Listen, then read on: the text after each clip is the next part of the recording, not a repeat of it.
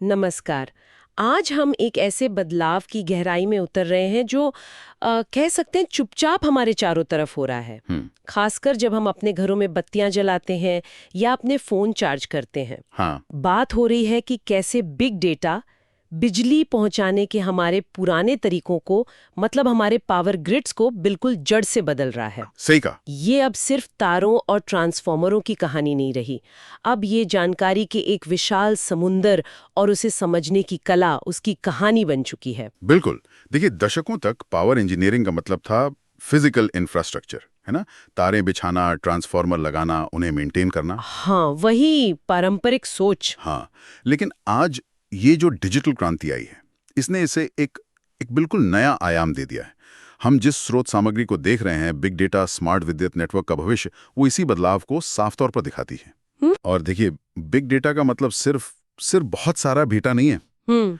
बल्कि ये इतनी तेजी से, इतनी अलग अलग तरह का और इतने बड़े पैमाने पर आता है कि उसे पुराने तरीकों से संभालना, समझना वो मुश्किल हो जाता है। अच्छा। और यही डेटा, यही जानकारी अब भविष्य के बिजली नेटवर्क की, कह सकते हैं, कुंजी बन रहा है, नींव रख रहा है। तो चलिए इसी स्रोत के आधार पर इस विषय की परतें खोलते हैं। मुझे याद है लेख की शुरुआत ही एक बड़े दमदार वाक्य से होती है, डेटा नई ऊर्जा है। हाँ, काफी आकर्षक है। सुनने में तो अच्छा लगता है, लेकिन असल मतलब क्या है इसका? स्रोत ये भी बताता है कि ग्रिड हर पल, हर सेकंड भारी मात्रा में जानकारी पैदा कर रहे हैं। बिल्कुल। जैसे कहाँ कितनी बिजली इस्तेमाल हो रही है, वोल्टेज कितना ऊपर नीचे हो रहा है, उपकरणों का परफॉर्मेंस कैसा है। हाँ, यहाँ तक कि उपभोक्ताओं के उपयोग का पैटर्न क्या है, किस इलाके में कब मांग बढ़ती है, कब घटती है, ये सब। तो ये सब जानकारी पहले नहीं होती थी क्या? या होती थी तो उसका करते क्या थे? हाँ, देखिए, यही इस बदलाव का सार है। पहले यह जानकारी या तो मतलब खो जाती थी, मिलती ही नहीं थी, या अगर खट्टा होती भी थी तो उसका विश्लेषण करना, उससे कुछ मतलब निकालना, वो लगभग नामुमकिन था, बहुत मुश्किल। अच्छा, क्यों? क्योंकि हमारे पास वो टूल्स नहीं थे। लेकिन अब सेंसर सस्ते हो गए हैं, हर जगह लग रहे हैं, कंप्यूटिंग पावर बढ़ गई है, अच्छा। और सबसे जरूरी, बिग डेटा एनालिटिक्स, मतलब इन विशाल और जटिल आंकड़ों का विश्लेषण करने के जो नए उन्नत तरीके हैं, वो विकसित हो चुके हैं। इनकी मदद से इंजीनियर अब इस डेटा के समंदर में छिपे हुए पैटर्न और क्या कहते हैं, संकेतों को समझ सकते हैं। तो ये ऐसा है जैसे पहले शायद सिर्फ लहरें दिखती थीं, अब गहराई पता चल रही है। हाँ, बिल्कुल सही उपमा है। पहले आप सिर्फ सतह देख पाते थे, और अब आप गहराई में गोता लगाकर मोती ढूंढ सकते हैं, वो जानकारी निकाल सकते हैं जो पहले छिपी थी। तो इसका एक बहुत बड़ा असर रखरखाव पर यानी मेंटेनेंस पे पड़ता होगा।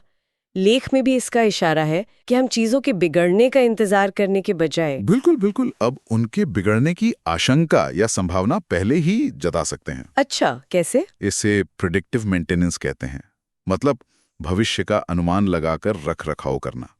पहले क्या होता था, मान लीजिए कोई ट्रांसफार्मर खराब हुआ, बिजली चली गई, फिर टीम भागकर उसे ठीक करने जाती थी।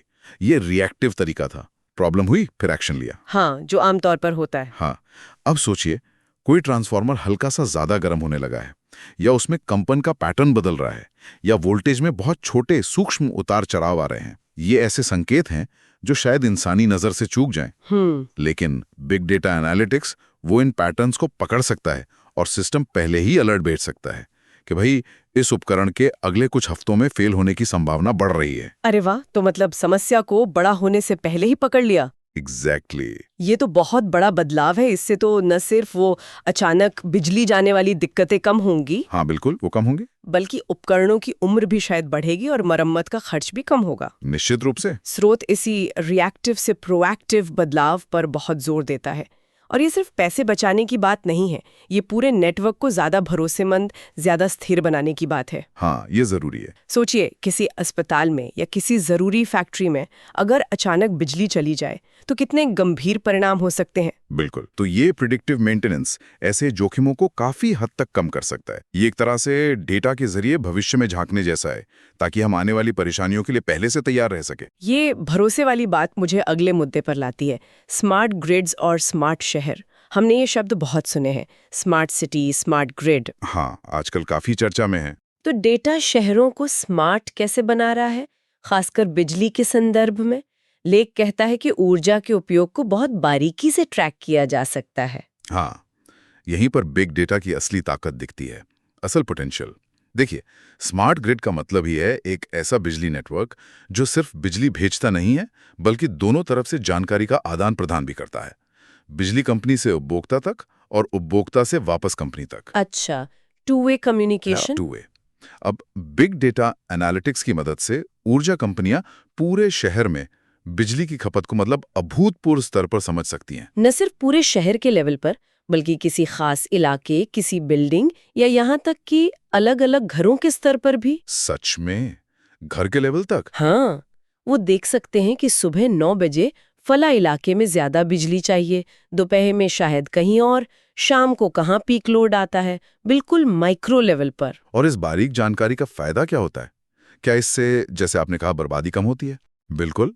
जब आपको इतनी सटीकता से पता होता है कि कब और कहाँ कितनी बिजली की जरूरत पड़ेगी, तो आप सप्लाई को ज्यादा अच्छे ढंग से मैनेज कर सकते हैं, है ना? मान लीजिए सिस्टम को पता है कि एक रिहायशी इलाके में शाम 6 बजे से 8 बजे तक एयर कंडीशनर बहुत ज्यादा चलते हैं। हाँ, गर्मियों में तो होता ही है। तो वो उसी हिसाब से उस इलाके में सप्लाई को थोड़ा बढ़ा सकता है या तैयार रख सकता है। दूसरी तरफ अगर किसी इंडस्ट्रियल एरिया में रात को खपत एकदम कम हो जाती है, तो वहां सप्लाई को ऑप्टिमाइज किया जा सकता है, कम किया जा सकता है। इससे जो ट्रांसमिशन और डिस्ट्रीब्यूशन में बिजली का नुकसान होता है वो कम होता है, और बिजली उत्पादन को भी बेहतर ढंग से प्लान किया जा सकता है। मतलब जरूरत के हिसाब से बिजली बनाना। अच्छा। तो कुल मिलाकर कम ऊर्जा बर्बाद होती है, और ये पर्यावरण के लिए भी अच्छा है और हमारी अर्थव्यवस्था के लिए भी। और इसमें स्मार्ट मीटर की क्या भूमिका है? लेख में उनका भी जिक्र है। आजकल कई घरों में लग भी रहे हैं ये। स्मार्ट मीटर, हाँ, वो इस पूरी स्मार्ट ग्रिड पहेली का एक बहुत ही महत्वपूर्ण टुकड़ा है। कह सकते हैं कि वो जमीन पर आंख और कान की तरह हैं। कैसे? पुराने मीटर से अलग कैसे हैं ये? देखिए, पुराने मीटर क्या करते थे, महीने में एक बार कोई आता था, रीडिंग लेता था, या वो खुद ही एक टोटल आंकड़ा दिखाते थे महीने के अंत का। हाँ, बस टोटल यूनिट्स। हाँ, लेकिन स्मार्ट मीटर लगभग रियल टाइम में, मतलब लगभग तुरंत, हाँ। डेटा भेजते रहते हैं। कितनी बिजली इस्तेमाल हुई, कब हुई, वोल्टेज कैसा था, पावर क्वालिटी कैसी थी, वगैरह वगैरह। ओह, तो लगातार जानकारी भेजते हैं। हाँ, लगातार। और जब इस डेटा को एनालिटिक्स प्लेटफॉर्म के साथ जोड़ा जाता है, तो ये न सिर्फ बिजली कंपनी को ग्रिड की हालत बताता है, बल्कि उपभोक्ताओं को भी उनके अपने ऊर्जा उपयोग की एक गहरी समझ देता है। यानी हम लोग उपभोक्ता भी देख सकते हैं कि हमारे घर में कब और किस चीज पर ज्यादा बिजली खर्च हो रही है। हाँ, बिल्कुल। और स्रोत के अनुसार यही जागरूकता व्यवहार बदलने की कुंजी है। सबसे बड़ी बात यही है। अच्छा, कैसे?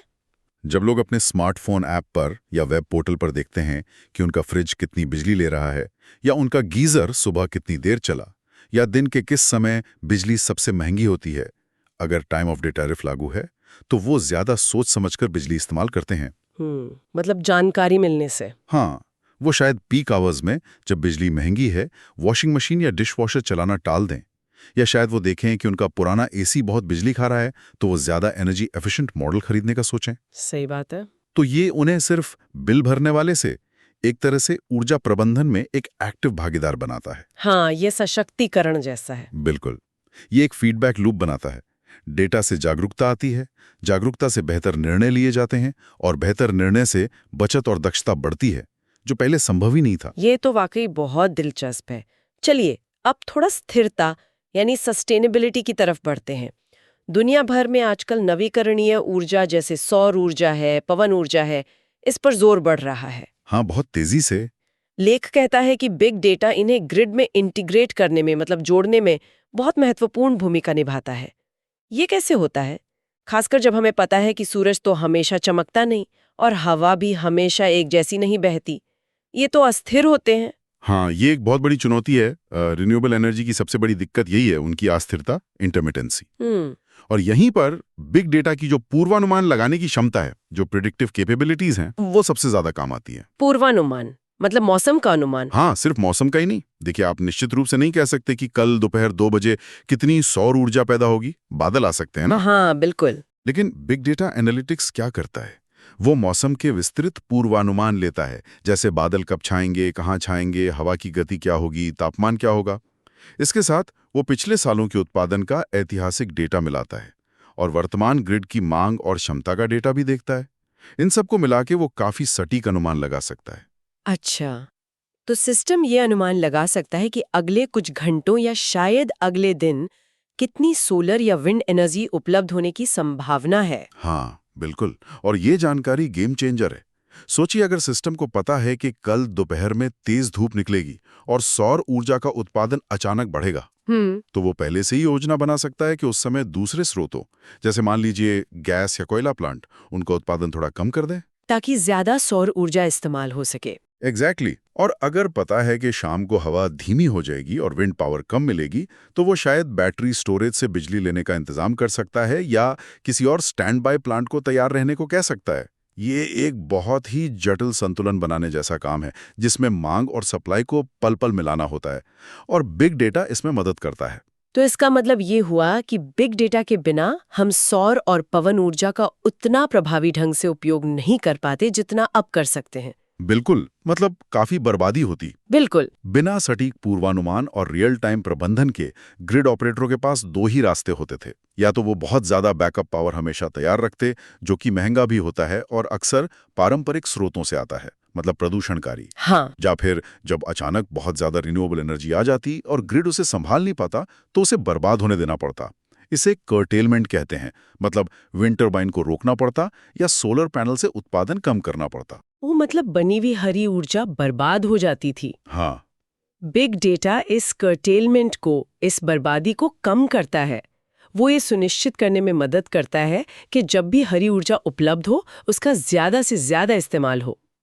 तो इस तरह, जैसा कि स्रोत भी बताता है, बिग डेटा सीधे तौर पर एक ज्यादा टिकाऊ और कम कार्बन उत्सर्जन वाले ऊर्जा भविष्य की ओर हमारे ट्रांजिशन को तेज कर रहा है। ये सिर्फ नए हरे स्रोत जोड़ने के बारे में नहीं है, बल्कि उन्हें स्मार्ट तरीके से मौजूदा ग्रिड में बुनने, इंटीग्रेट करने के बारे में है। ये सब सुनकर तो ऐसा लग रहा है कि बिजली या इलेक्ट्रिकल इंजीनियरिंग का जो क्षेत्र है, वो पहले जैसा बिल्कुल नहीं रहा, बिल्कुल बदल गया है। तो अगर किसी को इस फील्ड में आना है या जो लोग पहले से इसमें काम कर रहे हैं, उनके लिए इसका क्या मतलब है? लेख में नए स्किल्स, नए कौशल की जरूरत का भी इशारा है, पर एक इलेक्ट्रिकल इंजीनियरिंग की समझ है, सर्किट कैसे काम करते हैं, पावर सिस्टम क्या है, मशीनें कैसे चलती हैं, वो तो अब भी जरूरी है, वो नींव है। बेसिक्स तो चाहिए। हाँ, वो तो चाहिए ही, लेकिन अब उसके साथ साथ डेटा की समझ वो अनिवार्य हो गई है, कंपल्सरी। स्रोत बिल्कुल साफ करता है कि उद्योग को अब ऐसे प्रोफेशनलों की जरूरत है जो भारी मात्रा में डेटा आ रहा है, उसको सिर्फ देख ना सकें, बल्कि उसे समझ सकें, उसकी व्याख्या कर सकें, जिसे डेटा इंटरप्रिटेशन कहते हैं, और उससे काम की जानकारी निकाल सकें। यानी उन्हें डेटा एनालिटिक्स आना चाहिए, शायद थोड़ी बहुत प्रोग्रामिंग या मशीन लर्निंग भी। हाँ बिल्कुल, कम से कम बेसिक समझ तो होनी ही चाहिए। उन्हें जटिल एल्गोरिदम डिजाइन करने की क्षमता चाहिए, या कम से कम उनके साथ आराम से काम करने में सहज होना होगा। उन्हें पूरे ऊर्जा सिस्टम के डिजिटल मॉडल बनाने पड़ सकते हैं, जिन्हें डिजिटल ट्विन्स कहते हैं, और उनका विश्लेषण करना पड़ सकता है। Digital twins? हाँ, मतलब फिजिकल सिस्टम का एक वर्चुअल रेप्लिका, जिस पे आप सिमुलेशन चला सकते हैं, टेस्ट कर सकते हैं। तो ये वास्तव में, जैसा आपने कहा, इलेक्ट्रिकल इंजीनियरिंग और डेटा साइंस का संगम है, एक मिलाप है। पहले शायद ये दो अलग दुनियाएं मानी जाती थीं, लेकिन अब स्मार्ट ग्रिड के इस नए युग में ये तेजी से एक हो रही हैं। तो ये सिर्फ कुछ स्पेशलिस्ट लोगों के लिए नहीं है, मतलब ज्यादातर इलेक्ट्रिकल इंजीनियरों के लिए ये जरूरी हो जाएगा? मुझे तो ऐसा ही लगता है। आने वाले समय में ये एक बेसिक स्किल सेट बन जाएगा। जो इंजीनियर या जो छात्र इन नए डिजिटल और डेटा स्किल्स को अपनाएंगे, सीखेंगे, वे ही भविष्य के ऊर्जा सिस्टम को डिजाइन करने, बनाने और चलाने में सबसे आगे रहेंगे। जैसा कि स्रोत भी कहता है, ये जो कॉम्बिनेशन है इंजीनियरिंग और डेटा साइंस का, ये आधुनिक ऊर्जा उद्योग में सबसे मूल्यवान, सबसे कीमती कौशलों में से एक बन गया है। फिर खोल रहे हैं। तो भविष्य का इंजीनियर सिर्फ हार्डवेयर का एक्सपर्ट नहीं होगा, उसे सॉफ्टवेयर और डेटा का भी एक्सपर्ट होना पड़ेगा। तो अगर हम आज की इस पूरी बातचीत को समेटें, तो हमने देखा कि बिग डेटा बिजली के नेटवर्क को कितनी गहराई से बदल रहा है। सही। ये रखरखाव को रिएक्टिव से प्रेडिक्टिव बना रहा है। हाँ। शहरों में ऊर्जा के इस्तेमाल को स्मार्ट बना रहा है, जिससे बर्बादी कम हो रही है। बिल्कुल। जो अस्थिर नवीकरणीय ऊर्जा स्रोत हैं, जैसे सोलर और विंड, उन्हें ग्रिड में बेहतर ढंग से इंटीग्रेट करने में, जोड़ने में मदद कर रहा है। सही। और इलेक्ट्रिकल इंजीनियरों के लिए नए कौशल और अवसरों का एक पूरा नया मैदान खोल रहा है। हाँ बिल्कुल। ऐसा लगता है कि भविष्य का जो ग्रिड होगा, वो सिर्फ इलेक्ट्रॉन नहीं पहुंचाएगा, बल्कि इंटेलिजेंस भी पहुंचाएगा, जानकारी भी। सही। संक्षेप में कहें तो इसका निचोड़ क्या है? देखिए, इसका सार, इसका निचोड़ ये है कि ऊर्जा के क्षेत्र में अब जानकारी का प्रबंधन, इंफॉर्मेशन मैनेजमेंट उतना ही महत्वपूर्ण हो गया है जितना कि खुद ऊर्जा का प्रबंधन, एनर्जी मैनेजमेंट। स्रोत का वो जो कहना था कि डेटा नई ऊर्जा है, वो सिर्फ एक आकर्षक नारा नहीं है, वो एक गहरी सच्चाई बयान कर रहा है। डेटा अब ग्रिड के ऑपरेशन का, उसकी इफिशियंसी का, उसकी स्थिरता का और उसकी विश्वसनीयता का आधार बन गया है, फंडामेंटल हो गया है। और ये सिर्फ हमारी बिजली प्रणालियों को नहीं बदल रहा है, ये ऊर्जा के साथ हमारे रिश्ते को, हमारी खपत की आदतों को और एक टिकाऊ भविष्य की हमारी जो कल्पना है उसको भी मौलिक रूप से फंडामेंटली बदल रहा है। सूचना का प्रवाह, इंफॉर्मेशन का फ्लो अब ऊर्जा के प्रवाह, एनर्जी के फ्लो जितना ही अहम हो गया है। और जैसा कि स्रोत हमें सोचने पर मजबूर करता है, आखिर में ये देखना वाकई दिलचस्प होगा कि ये बदलाव कितना व्यापक होता है, कितना फैलता है। क्या बिग डेटा और ये जो स्मार्ट ग्रिड तकनीकें हैं, ये दुनिया भर में हर बिजली प्रणाली की, हर पावर सिस्टम की एक मूलभूत विशेषता बन जाएंगी, एक बेसिक फीचर? हाँ, या फिर ये मुख्य रूप से सिर्फ विकसित और उन्नत अर्थव्यवस्थाओं तक ही सीमित रहेंगी, जहां निवेश करने की क्षमता ज्यादा है, तकनीकी क्षमता ज्यादा है। ये सवाल हमें ऊर्जा के भविष्य से जुड़े कुछ बहुत बड़े मुद्दों पर सोचने को कहता है। जैसे कि बुनियादी ढांचे में भारी निवेश की जरूरत, विकासशील देशों में इन तकनीकों को अपनाने में क्या चुनौतियां आएंगी, और क्या ये तकनीक दुनिया भर में ऊर्जा तक पहुंच की जो असमानता है, जो इनइक्वालिटी है, उसे कम करेगी, या फिर कहीं ये डिजिटल डिवाइड को और बढ़ा तो नहीं देगी? ये बहुत महत्वपूर्ण सवाल है। हाँ, सोचने वाले सवाल हैं। निश्चित रूप से ये एक ऐसा मुद्दा है जिस पर आने वाले सालों में नजर रखनी होगी, क्योंकि ये तकनीकें लगातार विकसित हो रही हैं और ज्यादा शक्तिशाली, ज्यादा केपेबल बन रही हैं।